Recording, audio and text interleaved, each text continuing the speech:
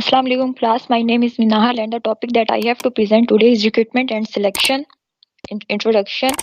Recruiting. Once an organization identifies its human resources needs through employment planning, it can begin the process of recruiting potential candidates or actual or anticipated organizational vacancies. जब employment planning हो जाती है, job designing पूरी complete हो जाती है, तो उसके बाद वो पोटेंशियल कैंडिडेट्स की सर्च में काम शुरू करते हैं ताकि जो वैकेंसीज खाली हो गई हैं उनको फिल किया जाए।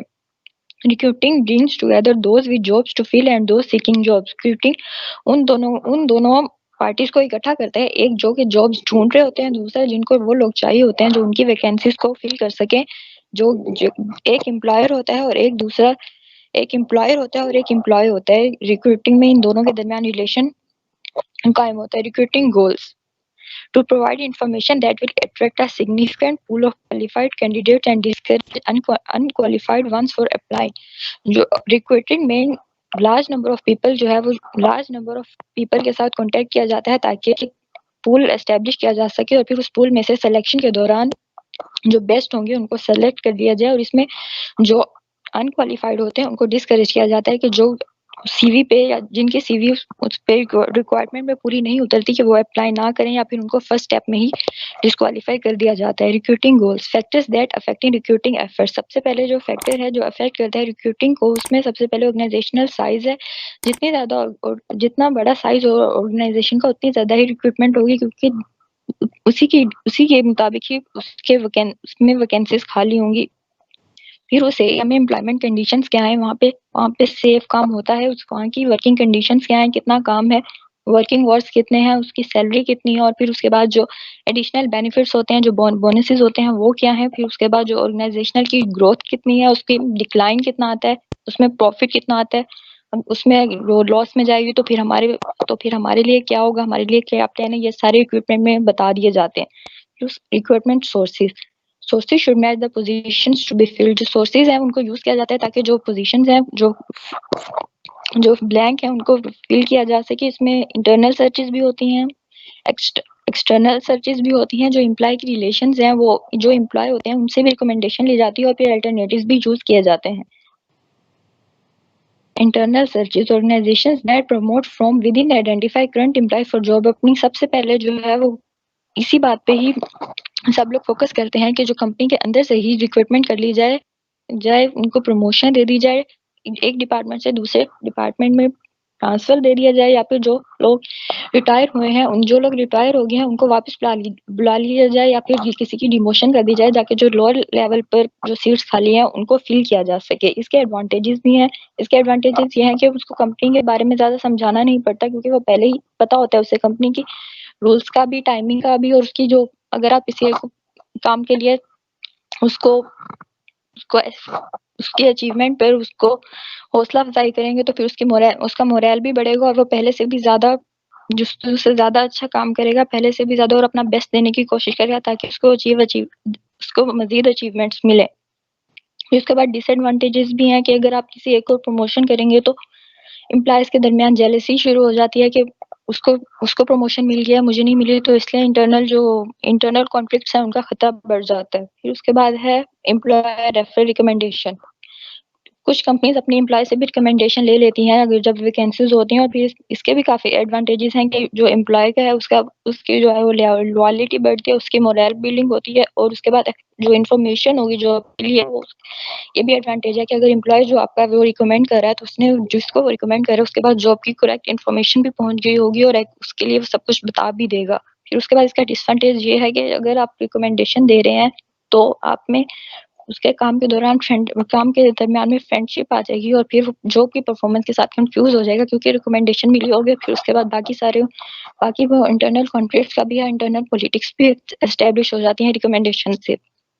फिर उसके बाद आते हैं एक्सटर्नल सर्चेज। इंटरनल सर्चेज में सबसे पहले एडवर्टाइजमेंट दी जाती है सोशल मीडिया प्लेटफॉर्म्स पे, न्यूज़पेपर्स पे, इस तरह से हर जगह पे एडवर्टाइजमेंट दी जाती है। जब एक्सटर्नल सर्चेस की जाती है इसमें जो है दो फैक्टर्स जो है इम्प्रेस करते हैं। सबसे पहले आइडेंटिफिकेशन ऑफ द ऑर्गेनाइजेशन की मार्केट में कितनी ज्यादा आइडेंटिफिकेशन है। अगर वो बहुत हाई लेवल की ऑर्गेनाइजेशन है तो फिर एडवर्टाइजमेंट करने में उसको आसानी होगी और उसकी जो लेबर मार्केट है, मार्केट में उसकी जो लेबर की जो कंडीशन है वो क्या है। फिर एम्प्लॉयमेंट एजेंसीज, फिर उसके बाद जो जो कंपनीज है उन्होंने स्टेट एम्प्लॉयमेंट वो एजेंसीज के साथ कॉन्ट्रैक्ट भी किए होते हैं, जो उनके पास एम्प्लॉयमेंट की रिकमेंडेशन के लिए आते हैं तो वो उनको वहाँ पे सजेस्ट कर देते हैं।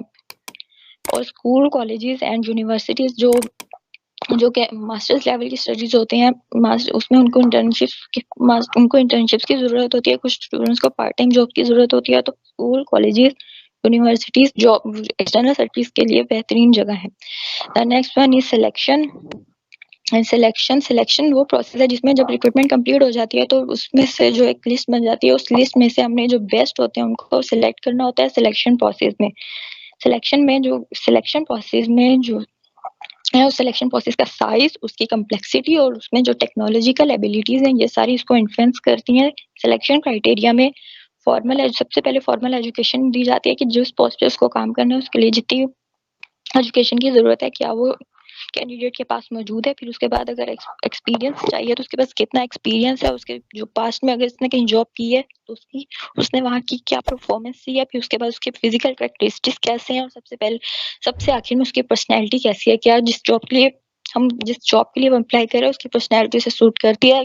अगर वो किसी दूसरे से उसे बात करनी पड़ जाए तो वो किस तरीके से करेगा। फिर उसके बाद वैलिडिटी, जो सिलेक्शन क्राइटेरिया है उसको वैलिड होना चाहिए और रिलायबल होना चाहिए ताकि वो सबके लिए इक्वल हो। इसमें जो है अगर वो टफ है तो सबके लिए ही टफ हो, अगर वो आसान है तो सबके लिए ही आसान हो, ताकि जो है वो मेरिट जो है वो कैसे मेरिट लिस्ट तैयार हो सके। स्टेप सबसे पहले स्क्रीनिंग होती है। स्क्रीनिंग में सबसे जो आसान है वो सीवी स्क्रीनिंग है, ये सबसे सिंपलेस्ट वे भी है और ये टाइम सेविंग भी है।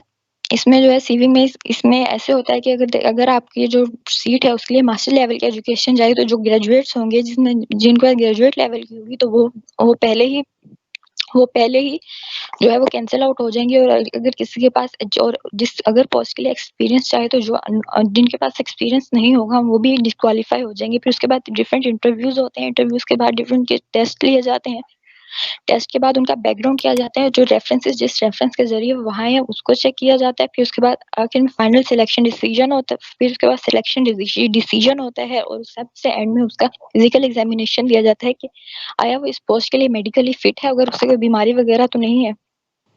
जैसे अक्सर आर्मी के लिए मेडिकल टेस्ट जरूरी होते हैं। फिर एंड में है मेजर डिफरेंस रिक्रूटमेंट और सिलेक्शन में। मेजर डिफरेंस क्या है, जो रिक्रूटमेंट है इसमें हम लोग में मोस्ट नंबर ऑफ पीपल हमें चाहिए होते हैं ताकि हम एक वो पूल एस्टेब्लिश कर सकें।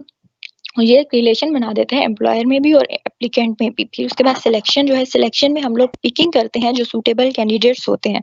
जो रिक्रूटमेंट है इसमें जो लार्ज नंबर की इंकरेजमेंट होती है कि वो आकर एक जॉब के लिए अप्लाई करें। और जो सिलेक्शन है उसमें जो रिजेक्ट अनसुटेबल कैंडिडेट्स की रिजेक्टिंग होती है। रिक्रूटमेंट में ज्यादा हर्डल्स नहीं आती, जो सिलेक्शन है उसमें बहुत ज्यादा हर्डल्स को क्रॉस करना होता है। जो रिक्रूटमेंट है ये एक पॉजिटिव अप्रोच है और जो सिलेक्शन है ये एक नेगेटिव अप्रोच है। पहले रिक्रूटमेंट होती है और फिर सिलेक्शन होती है और जो सिलेक्शन है वो रिक्रूटमेंट को फॉलो करती है। And that's it. If you have any question then you can ask, otherwise I have completed.